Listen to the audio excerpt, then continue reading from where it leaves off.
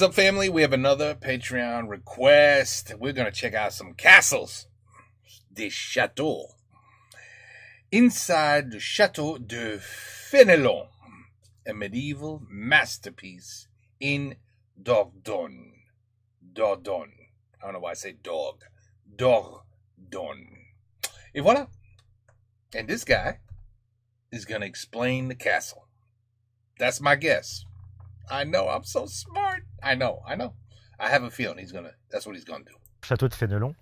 Nous sommes en plein Périgord noir, dans la vallée de la Dordogne. Le château de Fénelon est un château qui a été repris par mes parents il y a 35 ans. Quoi? Wait a minute. His parents took it over? Well, excuse me. Un château qui est en restauration et que nous avons ouvert au public dès la première année. C'est un château qui représente à lui tout seul plusieurs siècles d'histoire. Il y a ici un noyau qui est très ancien, qui remonte à l'époque mérovingienne. Un château fort qui apparaît autour de l'an 1000. Château fort qui va s'étoffer petit à petit jusqu'au château actuel, qui a été considérablement modifié jusqu'au XVIIe siècle. Pour arriver dans la cour intérieure du château, nous avons notamment gravi un grand escalier en fer à cheval qui a été construit dans les années 1630, à la même époque que la terrasse-galerie qui nous environne. Je vous propose de découvrir les intérieurs du château. Look at that entrance. That is awesome. Look what the door is. It's like not even ground level. Là, vous allez voir, il y a quantité d'objets d'art, d'objets et de meubles anciens. On va commencer par la cuisine du donjon. Et puis on va accéder petit à petit aux différentes salles d'habitation et salles d'apparat. Suivez-moi. Let's go. Alors la cuisine du château, c'est une pièce qui est particulièrement appréciée par les visiteurs en raison de la profusion, vous voyez, d'objets liés à l'art de la cuisine. Il y a des objets notamment typiques du Périgord, notamment près de la cheminée. Vous avez tous ces énormes chaudrons marmites en fonte de fer. Il faut savoir que le Périgord, depuis l'époque gauloise, était connu pour ses forges qui étaient situées tout le long de la vallée. Et ces forges se sont reconverties dans la fonte à partir de la fin du XVe siècle. Et preuve de leur savoir-faire, c'est que ces mêmes petites forges, au XVIIIe siècle, fabriquaient les canons pour la marine du roi. Donc là, on a un exemple assez saisissant, je trouve, de fabriques liées aussi bien à la guerre qu'à des sujets plus quotidiens. Le sol est très beau, lui aussi il est typique du Périgord. C'est ce qu'on appelle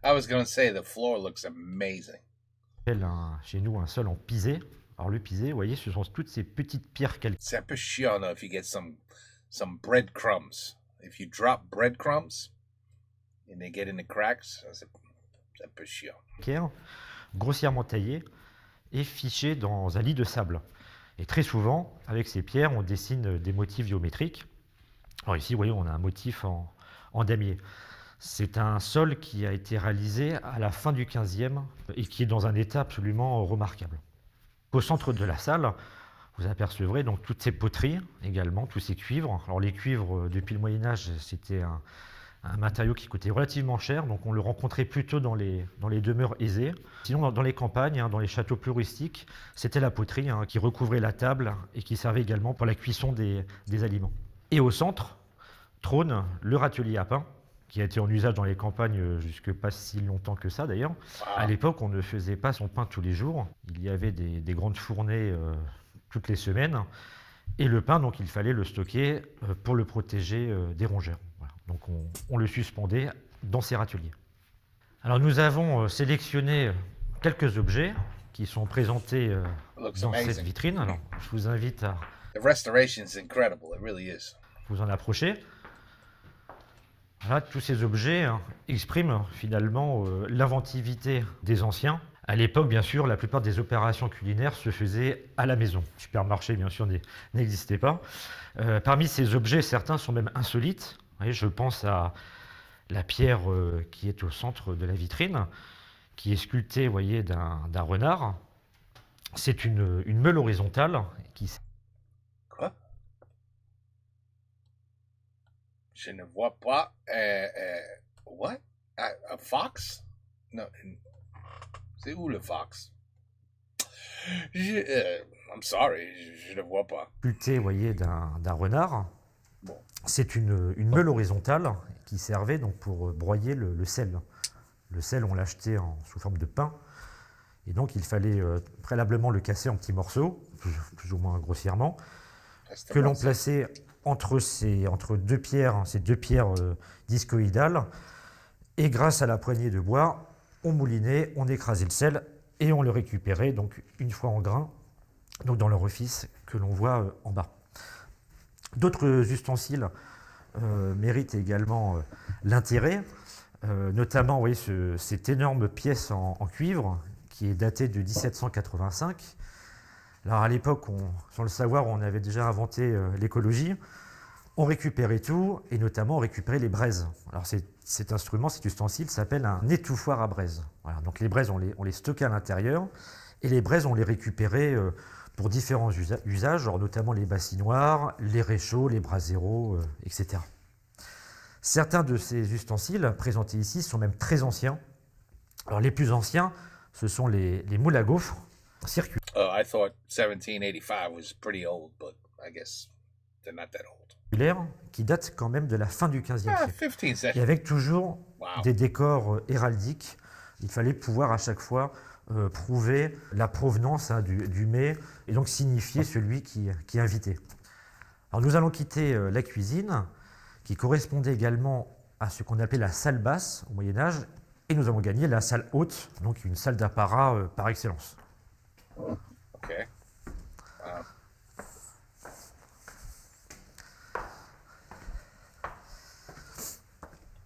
Alors, la grande salle du donjon. Alors, elle porte bien son nom. En effet, c'est la plus vaste salle des intérieurs du château. Et c'est une salle qui était dévolue aux réceptions, aux banquets organisés par le seigneur. C'est une pièce, il faut imaginer que quand mes parents ont repris le château, cette pièce était recouverte de plâtre qui tombait en lambeaux.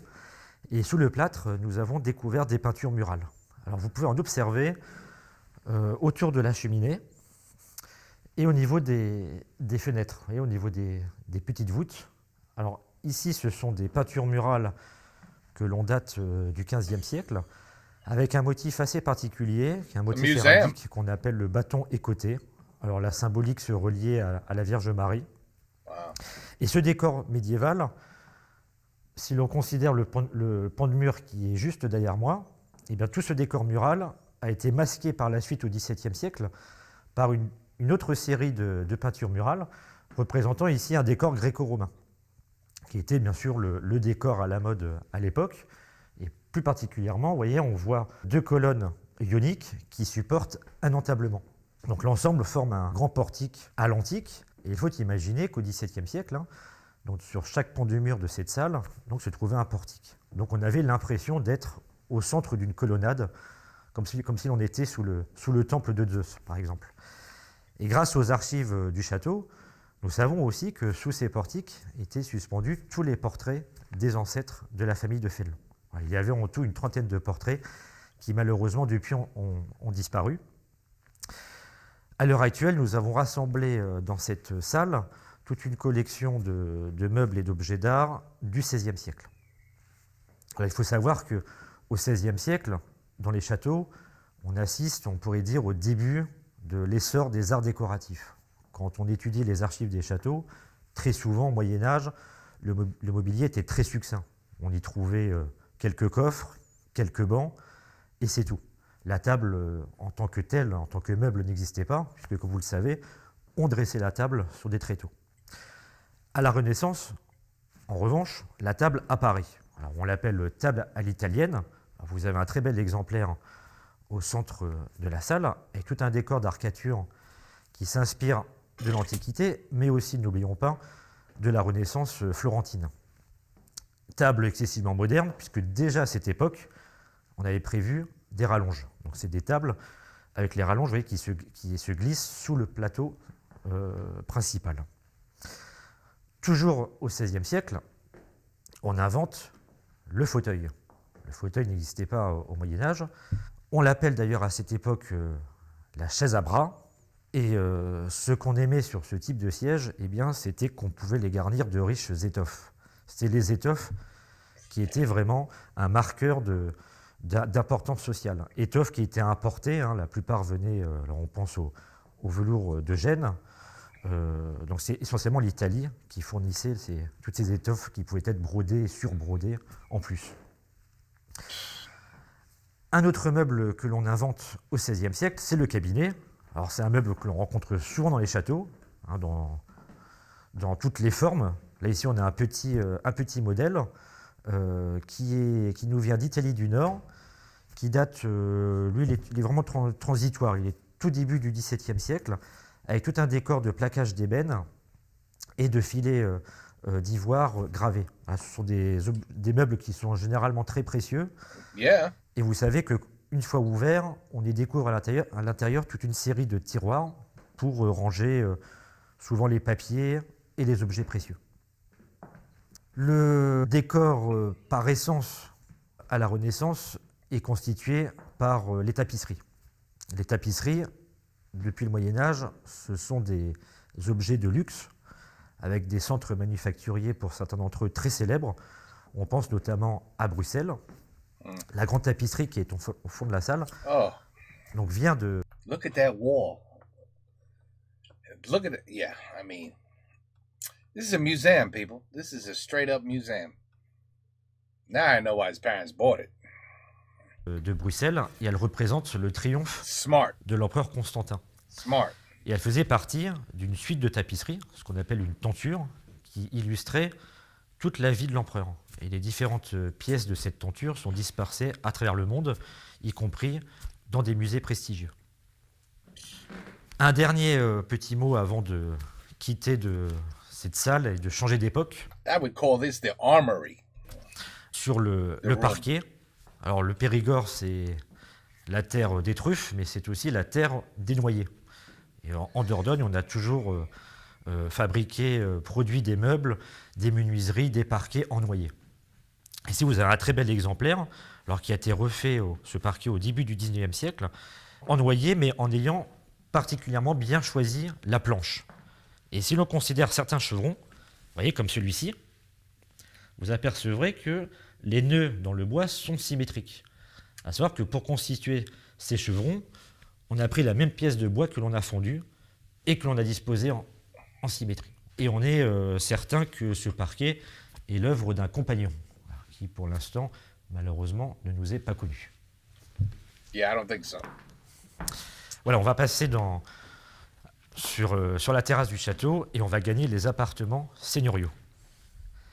Alors la terrasse monumentale du château, qu'on appelle même une terrasse promenoir, elle a été réalisée au XVIIe siècle à la place d'un corps de logis fortifié du Moyen-Âge.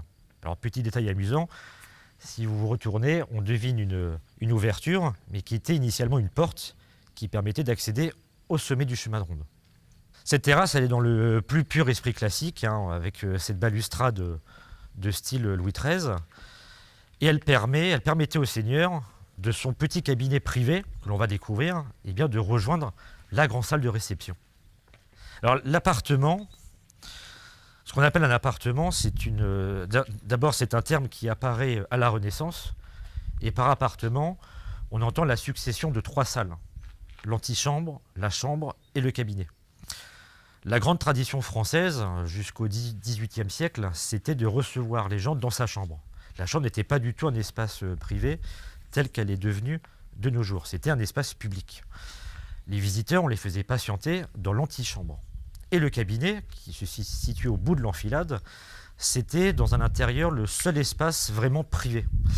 On peut considérer le cabinet comme étant l'ancêtre du bureau. Parce que très souvent, dans les archives des châteaux, eh bien, c'est dans le cabinet que se trouvent les papiers, les livres et les objets précieux. Alors, pour la raison de la visite, on va commencer par le cabinet, donc par l'espace intime, et on va progresser à travers les différentes autres salles publiques. L'intérêt du cabinet, c'est qu'il a conservé, vous voyez, son décor de boiserie en noyer du XVIIe siècle. Alors, on se rend compte, hein, une fois à l'intérieur, de ce côté intime, de ce côté privé. Vous avez notamment un coffre ici, qui a l'air, vu de l'extérieur, d'un coffre normal. Nous l'avons présenté ouvert. With pour scrolls. que les visiteurs s'aperçoivent qu'en réalité, c'est un véritable coffre-fort. Donc tout l'intérieur est bardé de fer. Il est commandé, vous voyez, par 3 serrures différentes. Et c'est un coffre pour les archives. Alors les archives étaient essentielles, puisque déjà très souvent on se faisait moult procès entre membres de la noblesse, pourquoi pas membres de la même famille, et il fallait constamment prouver ces titres de propriété ou ces titres de noblesse. Donc les archives, on les rangeait bien précieusement dans ces coffres, à l'abri des rongeurs, mais aussi Safe from des voleurs. rodents Alors dans la petite vitrine, and nous thieves. avons sélectionné certains objets propres au cabinet. Et j'ai envie de vous dire que l'objet le plus emblématique, c'est la fameuse cassette que l'on rencontre dans toute la littérature romanesque de l'époque. La cassette, donc, qui est ce petit coffre pour ranger les papiers importants. Alors, vous avez ici 3 exemplaires différents, en bois gainé de cuir et bardé de fer, et un autre exemplaire à droite, qui est ce qu'on appelle un coffre de messager. Donc, c'est des petits coffres que l'on pouvait fixer directement à la ceinture. And that's where the what they used to call it.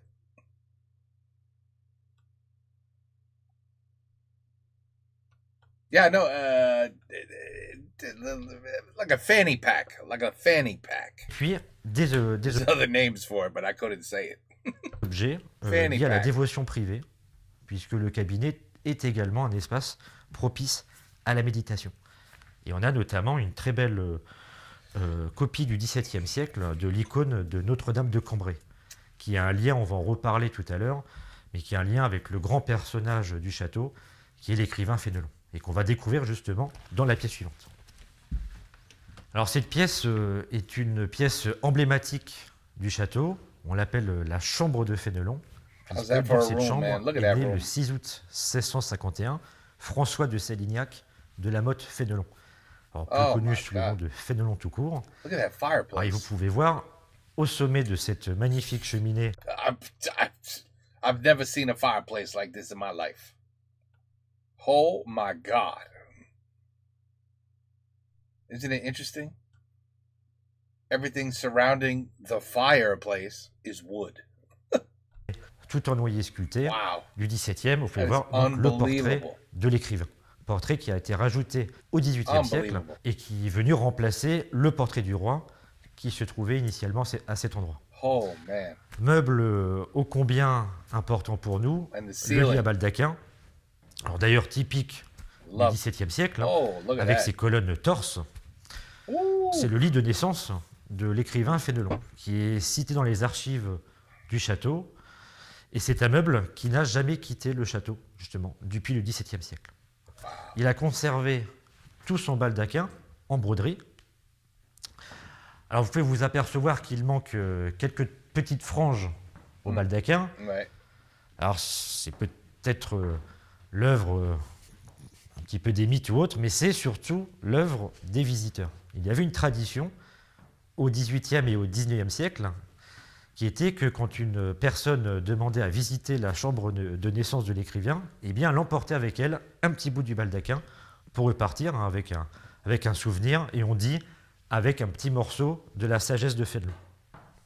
How about that? Dans cette pièce, nous ne sommes plus à vraiment reconstituer un intérieur typique des années 1630-1650. Alors, ce qu'on appelle plus communément le style Louis XIII. C'est un style qui est marqué par l'emploi du bois tourné et par des motifs qui sont bien connus, les motifs à pointe de diamant, voilà, que l'on rencontre sur cette armoire. Alors c'est un motif pour nous, hommes du XXIe siècle, qui nous paraissent un peu rébarbatifs, mais il faut imaginer justement ces intérieurs éclairés à la bougie et comment la flamme de la bougie finalement animait tous ces décors à pan. Et ces décors avaient justement une manière toute particulière de réfléchir la lumière. Et ça conférait même un côté précieux aux façades du mobilier. Alors avant de quitter la chambre, un dernier mot sur la cheminée.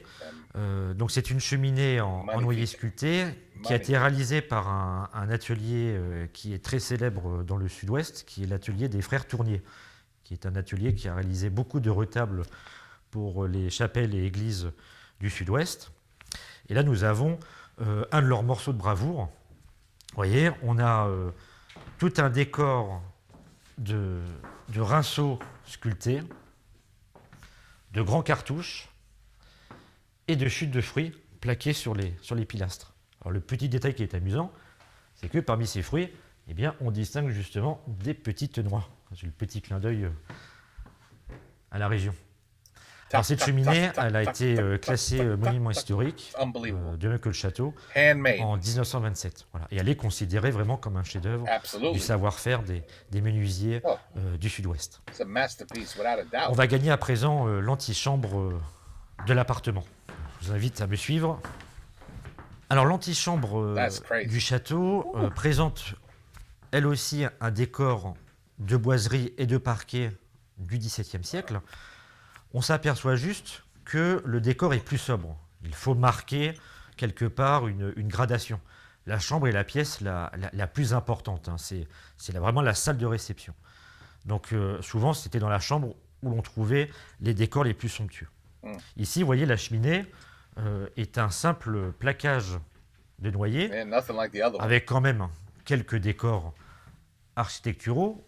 On reconnaît notamment ce décor de pilastres au niveau des montants, des grandes corniches saillantes, avec une petite frise de denticule, tout ça c'est typique du XVIIe siècle, et un décor à caisson.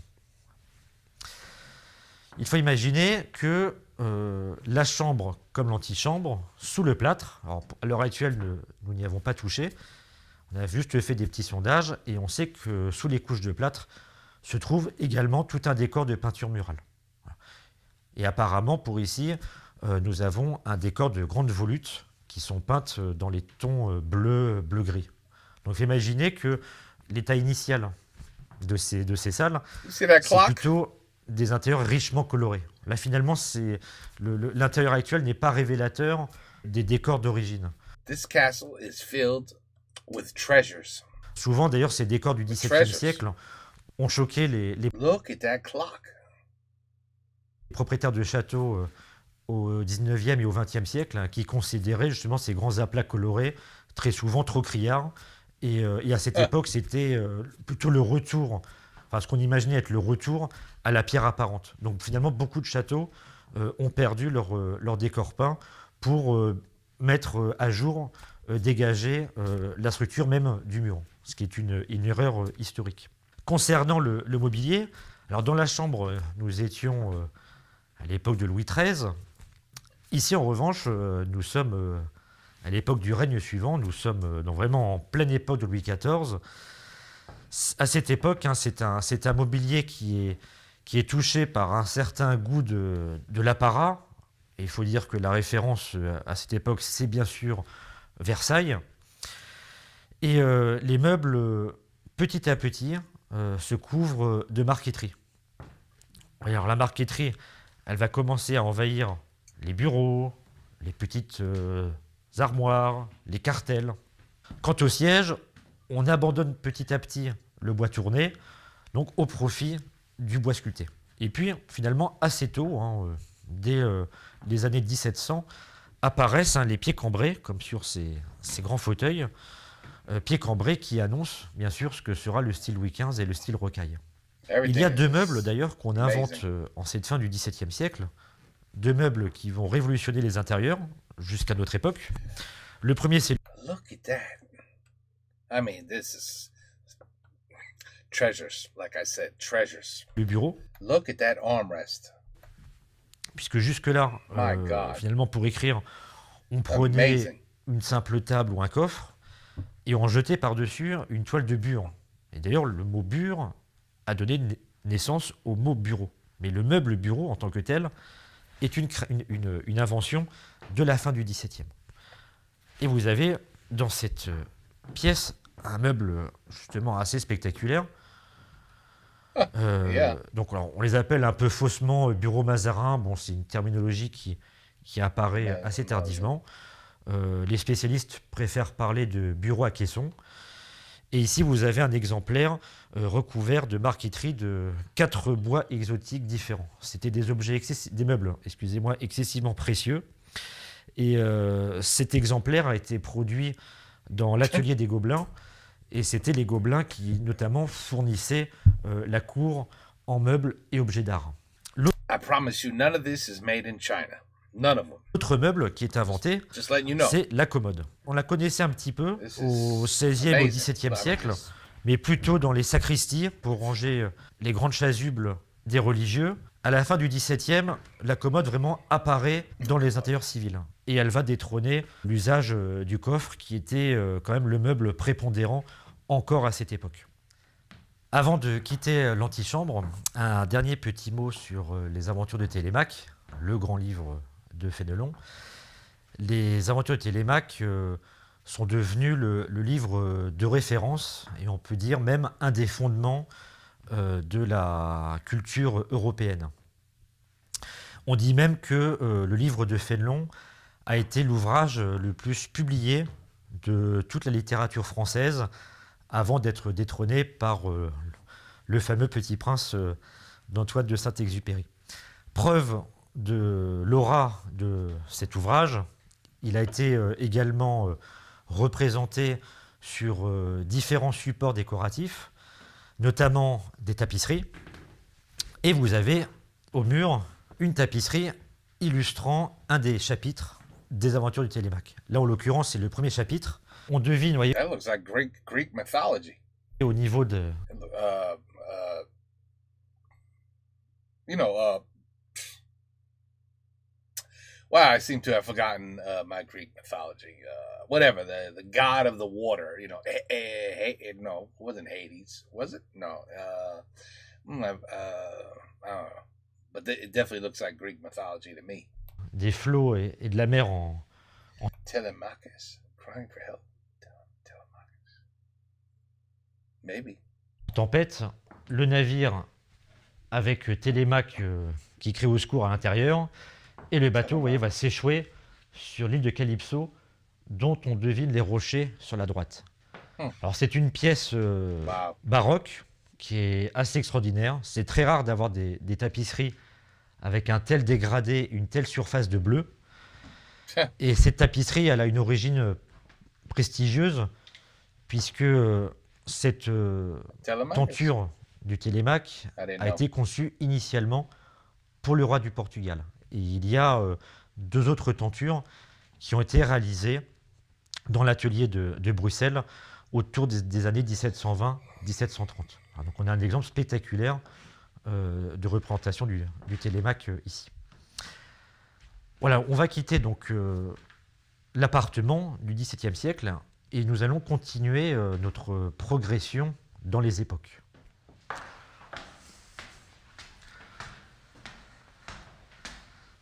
Getting some good exercise. Alors nous avons regagné le donjon médiéval, nous sommes au dernier étage et nous faisons face à une salle une petite pièce qui est un des moments clés de la visite du château. Vous voyez, c'est un cabinet de curiosité que nous avons reconstitué il y a une vingtaine d'années. Oh my God. Et vous savez que le cabinet de curiosité est une invention de la Renaissance, et on peut les considérer quelque part comme les ancêtres des musées. Voilà, on peut dire que dans ces salles, dans ces petites pièces, on essayait de condenser un savoir universel. Et toutes les différentes disciplines de la connaissance sont illustrées ici. Alors ça va bien sûr de l'ethnographie, en passant par l'archéologie, le naturalisme, etc. Voilà. Et on a, ce qui est propre aussi au cabinet, on a cette impression de profusion qui illustre à elle seule la richesse du monde et la richesse aussi intellectuelle de l'homme qui désormais occupe le centre de l'univers. Dans différentes vitrines, nous avons également présenté une partie de la collection que nous avons réunie autour de l'écrivain Fénelon. Et ces différentes vitrines illustrent l'impact considérable de l'écrivain. Les grandes publications de l'écrivain, elles sont plutôt posthumes et elles ont été réalisées par le légataire testamentaire de Fénelon, qui était son neveu, le marquis de Fénelon, qui est en portrait au-dessus du bureau cylindre. Grand personnage, ami de Voltaire, grand officier de l'armée royale, et qui a eu une carrière exemplaire et qui est mort dramatiquement lors de la bataille de Rocou. C'est lui donc qui va orchestrer ces différentes publications des écrits de Fénelon. Et l'autre moment décisif, c'est un petit peu plus tard, c'est grâce à Louis XVI. Louis XVI était un passionné de l'œuvre de Fénelon. Il connaissait, on raconte qu'il connaissait Fénelon par cœur dès l'âge de 15 ans. Il a d'ailleurs, sur sa presse propre à Versailles, publié un petit télémaque avec des commentaires de sa main qu'il remettait aux membres de sa famille. Et Louis XVI va commander une statue monumentale au sculpteur Lecomte, sculpture monumentale puisqu'elle est grandeur nature, de Fénelon en pied. Alors c'est une statue qui existe toujours, hein. Elle trône à l'Académie française. Elle a été inaugurée en 1777 et elle a été excessivement célèbre. Et tellement célèbre qu'on l'a reproduite en modèle réduit, notamment, vous voyez, en biscuit de Sèvres ou encore en ivoire. Au XIXe siècle, on peut parler d'une véritable Fénelon-mania, puisque les écrits de Fénelon vont irradier dans toutes les différentes couches sociales. Et également repris par tous les milieux politiques. Alors Dieu sait si le XIXe siècle est un siècle de renversement, mais Fénelon sera aussi bien célébré par les mouvements révolutionnaires, royalistes, bonapartistes que républicains. Et on peut dire que cette vitrine, à elle seule, illustre l'importance de Fénelon dans la culture populaire. Fénelon que l'on va représenter sur quantité de supports différents, à la fois, vous voyez, des boîtes à bonbons, des boîtes à savon, des boîtes à tabac, des chenets, des tabatières, enfin, quantité comme ça de choses. Et on peut dire que c'est la Troisième République aussi qui va consacrer encore plus le personnage avec la création de tous les collèges et lycées Fénelon que l'on peut trouver en France. Alors nous sommes dans un étage... I mean, what in the world is... Yeah, what is that? What is that?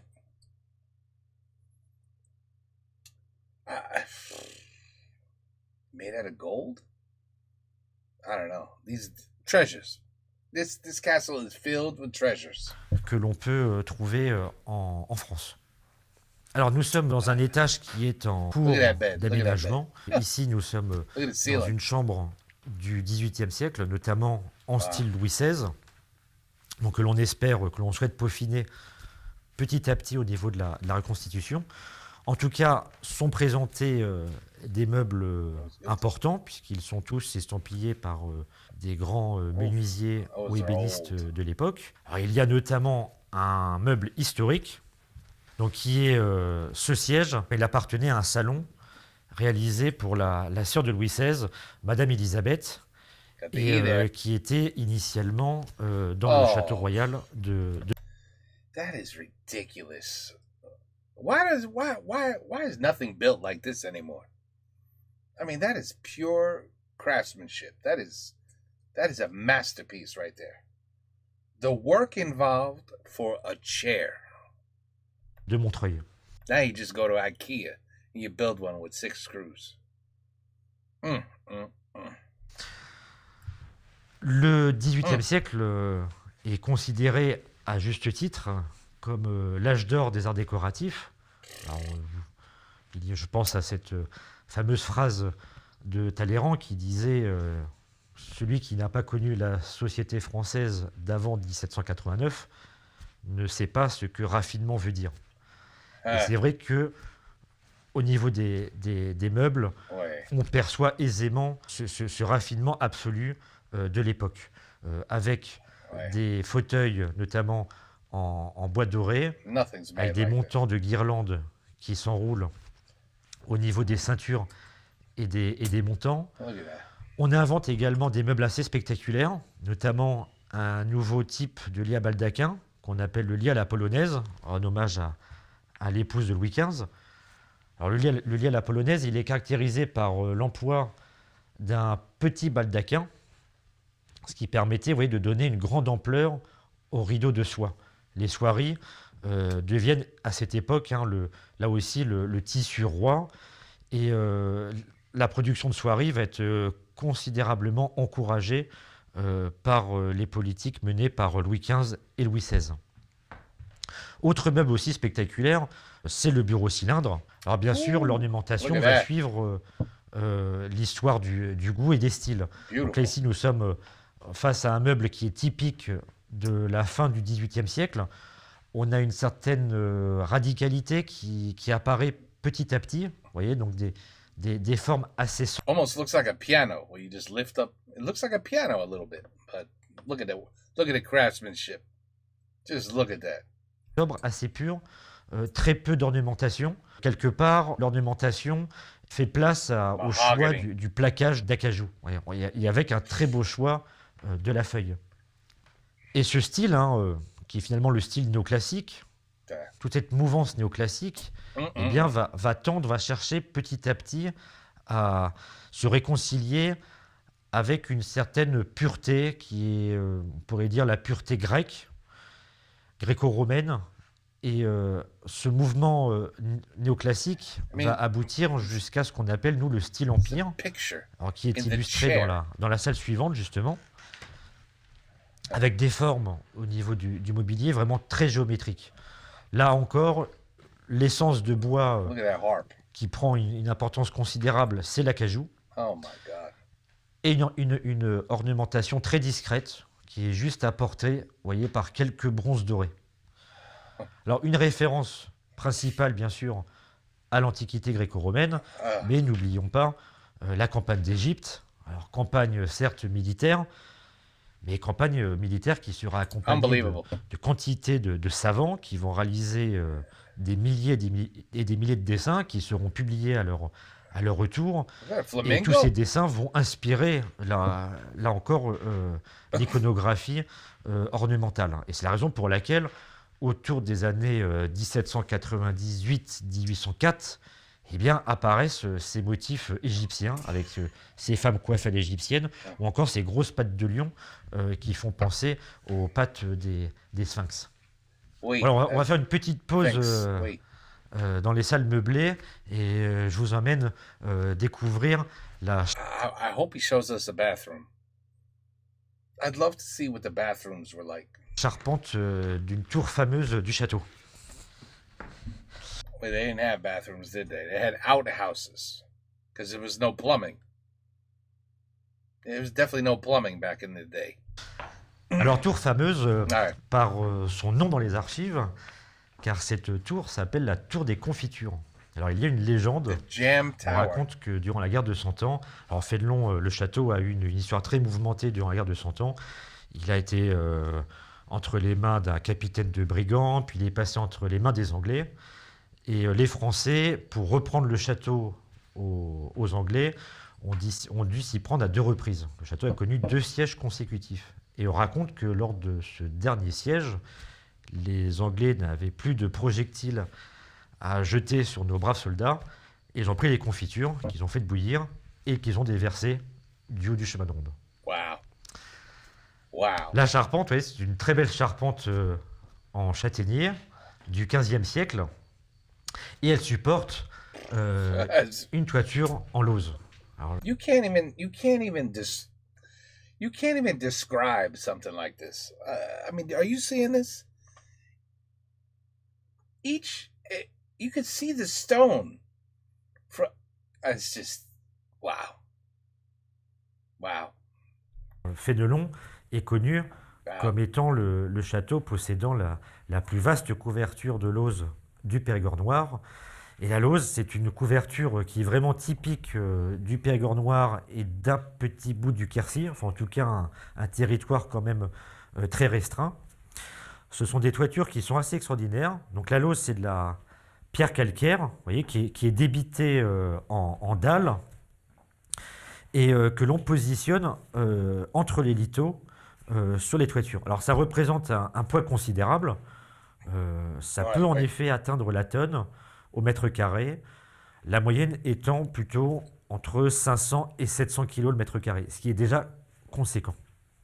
Et c'est un savoir-faire qui est en péril, puisque rares sont à notre époque les entreprises qui maîtrisent totalement cet art de couverture.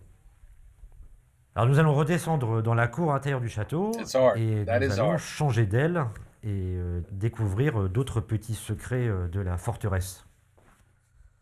Who knew? Threw jam at people. Oui, alors dans un château fort, il faut une chapelle.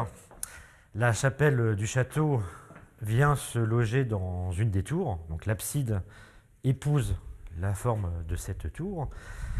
Mais cette chapelle, elle a été resacralisée durant le Moyen Âge, parce que le château de Fénelon a été une forteresse cathare au XIIIe siècle. Alors c'est vrai que le catharisme, on est plus habitué à le rencontrer autour de la région toulousaine et de Carcassonne, mais le catharisme a progressé très loin dans les terres. Et le Sarladais était connu pour être un foyer très actif de cathares. Le futur Saint-Bernard, d'ailleurs, va venir évangéliser les Sarladais. Et on raconte même qu'il a opéré un miracle. Et ce miracle a donné lieu à la construction d'un monument célèbre de Sarlat qui est la Lanterne des Morts. Le seigneur de l'époque s'appelait Amalvin de Fénelon.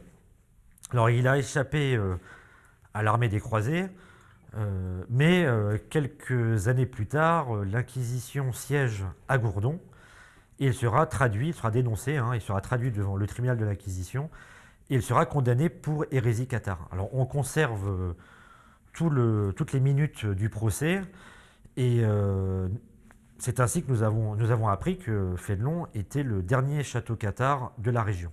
Et les cathares qui fuyaient la persécution savaient qu'à Fénelon, ils pouvaient être accueillis et nourris. Ah. Condamnation du seigneur de Fénelon, qui va s'accompagner d'un effet pratique, c'est que cette première forteresse, qui remonte à l'an 1000, eh bien, elle va être entièrement démantelée sur ordre du roi. Si bien que le château que l'on voit à l'heure actuelle en élévation, eh bien, c'est le fruit d'une nouvelle reconstruction qui va s'opérer à partir de la fin du XIIIe siècle. Dans cette petite chapelle, alors qui est très sobre, on est vraiment dans l'esprit roman du Périgord, il y a juste un arc triomphal qui vient séparer la nef de l'espace sacré. Et nous avons donc présenté à l'intérieur l'aigle qui est sculpté, c'est le symbole de Saint Jean l'Évangéliste, et l'aigle fait office de pupitre. Et donc sur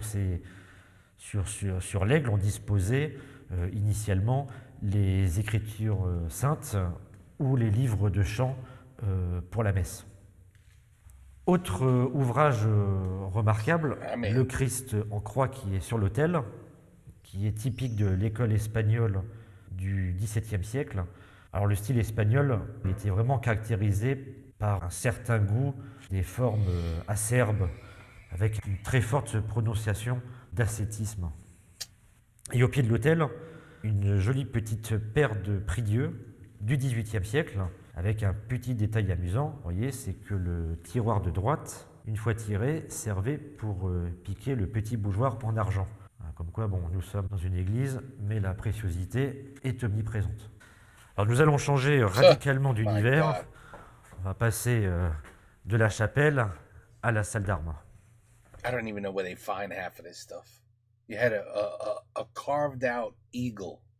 I mean, alors la salle d'armes, you name it, it's in this castle. There's probably not one single object you could think of that's not in this castle. But it's going to be in there. I mean, what could you think? There's literally everything. Any knick-knack, I mean, anything, it seems to be in this castle. Du château. Dans cette pièce This must be the armory. sont I guess it wasn't the other exposées one. des armes authentiques, I mean, vraiment la plus grande majorité d'entre elles, et elles représentent une certaine homogénéité, puisque ici ne sont présentées que des armes antérieures, principalement au XVIIIe siècle, avec un gros noyau qui date des XVe, XVIe et XVIIe siècles. Donc avant, on pourrait dire, l'époque des grandes manufactures, qui seront créées sous Colbert, mais qui connaîtront vraiment de l'importance à partir de Napoléon. Parmi ces armes exposées ici, look at that. il y a toute une série spectaculaire de ce qu'on appelle des armes d'ast, qui étaient les armes emmanchées à des longs manches, Mm-hmm. donc que l'on saisissait à deux mains. Alors, tout le monde connaît l'hallebarde. Mm. L'hallebarde, elle est caractérisée par ce croc latéral, qui était initialement un croc prévu pour désarçonner les cavaliers qui arrivaient au galop. Mais il y a aussi la pertuisane, avec ces grands fers d'estoc, et puis toutes ces séries de piques à croc, guisarmes ou autres, qui étaient là pour se faire plus de mal que de bien. Yeah, that's well put. Well Il y a put. également au centre de la salle They weren't welcoming weapons, I'll tell you that much. 3 armures qui illustrent l'évolution de l'armurerie au cours des siècles. Alors, la grande armure, c'est une reproduction du 19e siècle, mais elle est vraiment fidèle à ce qu'on appelait au 15e siècle le harnois blanc. Le harnois blanc, c'était l'armure qui recouvrait le cavalier vraiment de la tête aux pieds. Alors, quand on voit ces armures, souvent on pense au poids. Il faut savoir que le poids d'une armure était quand même relativement bien étudié, puisque il fallait quand même que I don't even know how they ran or walked in this stuff. ces pièces soient aisément maniables. Ouais. Et une armure, en moyenne, pesait autour des 30-35 kg, et le poids était plutôt bien réparti. Ces armures complètes, qui ont frappé l'imagination et quelque part nous frappent toujours à notre époque, elles vont laisser place petit à petit à ce qu'on a appelé au XVIe siècle la demi-armure. Alors, vous avez 2 exemplaires à côté, justement. Alors, demi-armure, car on a commencé, face à l'évolution des armes à feu, eh bien, on a commencé à enlever certaines pièces de l'armure pour l'alléger, mais aussi pour renforcer, on va dire, les parties les plus importantes, notamment le plastron. C'est très souvent le plastron qui représente la surface la plus épaisse. Ouais. Et pour l'armure du fond, vous voyez, on devine une encoche sur le flanc du personnage, et cette encoche dans le métal, c'est ce qu'on appelle l'épreuve. Et l'épreuve, c'est une espèce de garantie pour un acheteur. Donc à savoir qu'on tire un coup de feu, simplement, sur le plastron, et on voyait si la balle transperçait ou non le métal. The first bulletproof vest. Voilà. La première. Et puis dans les vitrines, Bulletproof vest. il y a une grande diversité de pièces d'armement exposées, y compris des pièces plutôt insolites, voyez, avec notamment ce rare casque qu'on a surnommé casque araignée. Alors la défense Spider helmet. du visage et de la tête est assurée par toute une série de tigelles métalliques qui, avant le combat, sont repliées au sommet du timbre. Et avant de combattre, avant de partir à la charge, eh bien, on appuyait sur un bouton au-dessus de la visière qui libérait, vous voyez, le disque sommital, et toutes les tigelles ainsi étaient libérées et venaient se disposer tout autour de la figure. A face bulletproof face helmet. Something. Alors, c'est des casques insolites, certes, qui sont liés à des évolutions dans les techniques d'attaque, notamment avec la création. Look at the length of this gun. What the hell? Look at that. Wow. D'un corps d'armée qui est le corps des chevaux légers, qui est un corps qui sera plus chargé justement d'un travail de harcèlement que d'un travail de choc frontal. Donc on n'a pas besoin de casques très épais et très enveloppants, puisque donc on ne cherche pas le contact physique. Voilà. Mais c'est des casques qui quand même vont être en usage très peu de temps, environ, on va dire 30 ans. C'est des casques qui ont été produits, on pense, entre les années 1610 et 1630-1640. Ils vont quand même très vite être remisés dans les arsenaux. Et c'est ainsi que plusieurs exemplaires sont conservés dans les collections publiques en Angleterre, et notamment chez nous au musée de l'armée de Paris. Le casque roi, on peut dire, de la cavalerie lourde, c'est l'armée à mésaille. Alors vous avez un très bel exemplaire qui est ici. Ouais. L'armée à mésaille est un casque qui apparaît au tout début du XVIe siècle. Casque qui, là, pour le coup, enveloppait complètement la tête. Et c'est un casque qu'on va trouver sur les champs de bataille jusqu'à la fin du XVIIe, malgré deux handicaps qui ne sont pas les moindres. Le premier, c'est qu'à l'intérieur, on étouffait. Oui. Et deuxième handicap, si l'on devait combattre le soleil en face de soi, avec la vue qui n'était pas protégée, on ne voyait strictement rien, en plus de la chaleur. Eh oui. Et c'est la raison pour laquelle, sur certains casques, d'ailleurs, on a apporté des petites améliorations. Vous voyez ? Donc c'est le cas du casque qui est à côté. Donc lui, il possède une visière pour protéger la vue du soleil, et des coups aussi, pourquoi pas. Et la partie basse, ce qu'on appelle le mésaille, est à plate amovible. Donc pouvoir dégager un peu la bouche et la respiration. Wow. Voilà pour la visite de la salle d'armes et du château. Wow. J'espère que cette visite vous a intéressé. I have a feeling he's done this before. Because he's very informative. He knows his stuff. Vous amènera à franchir vous-même les portes de Fénelon. It would be cool. It would be amazing. I don't even know what to say, because I'm shocked at the craftsmanship mostly on what was built and how it was built back in those days, and how we have nothing that compares to that anymore today. Not even close. I mean, chairs with sculpted figures of animals, tapestries on the chair of some sort of. I've never seen art like that, really. The tapestries are amazing. That fireplace is just. I don't even know what to say about that fireplace. There are no words for that fireplace. But this is a museum, obviously. You got some stuff in there that is irreplaceable. Priceless. That's the word. Priceless stuff in there. I'd be worried, like, oh, please, Lord, don't bring a hurricane or a tornado or an earthquake in these areas, please. Because if that castle goes down, can you imagine what you lose? Oh, my God. But, I mean, it's treasures, nothing but treasures. Treasures, treasures, treasures. One after the other. Everything was a treasure. My lights keep coming off. They keep coming back on. I don't know whether that's a hint. Like, hey, you've been out here a long time. I don't see no activity. So the lights are just like, time to go to bed. So you know what? Anyway, on that note, I guess it's time to go to bed. Il faut faire un peu un dodo. It's time for dodo. Il faut dormir maintenant. Bon, voilà. Inside the Château de Fénelon. It really is.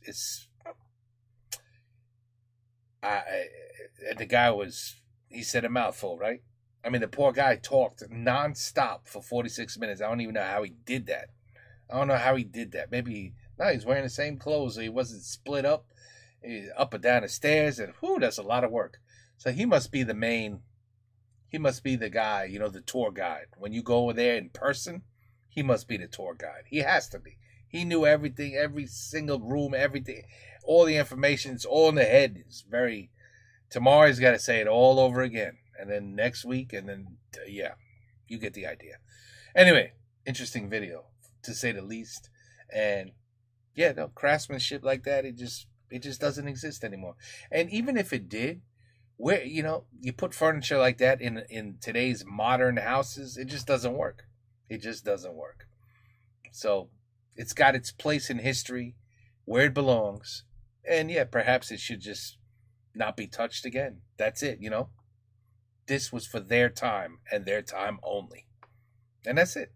You got to just appreciate it, because it's treasure.